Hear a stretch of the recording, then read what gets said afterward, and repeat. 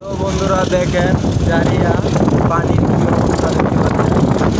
দেখেন ভরপুর পানি, হাওরের মাঝখানে প্রচুর পানি হয়ে গেছে, অনেক পানি দেখতে পাচ্ছেন। এটা হলো সম্পূর্ণ বৃষ্টির পানি। কিছুদিন যাবৎ নেত্রকোনা দিয়ে জারিয়া এদিকে বৃষ্টি হওয়ার কারণে প্রচুর পানি। দেখেন বাড়িঘর কিভাবে পানি ডুবে যাচ্ছে জারিয়া, দেখতে পাচ্ছেন। প্রত্যেকটা বাড়ি একদম আরেকটা কাছাকাছি পানি চলে এসেছে। পুষ্করণী নদীর বেড়েছে, মাছ চলে গেছে, দেখতে পাচ্ছেন। একদম বৃষ্টি পানিতে সব তলিয়ে গেছে, যে আবার তলিয়ে গেছে। শাকসবজি এখানে চাষ করছিল এবং পানির পাম্প মোটর ওই যে দেখতে পাচ্ছেন, এটাও পানি নিচে চলে গেছে। এদিকে ওদিকে পানি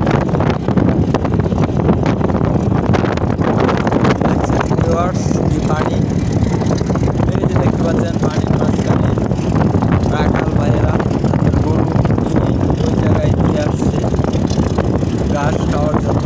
হালকা টিলা ভেসে আছে, সেখানে দিয়ে আসছে, কারণ তারা এখন গরু ঠিক খাওয়াবে। সব তো পানি তলিয়ে গিয়েছে, সেজন্য জায়গাগুলো আছে এখানে গরু চাষ করছে রাখাল ভাইরা। দেখেন পুরা পানি ভরপুর।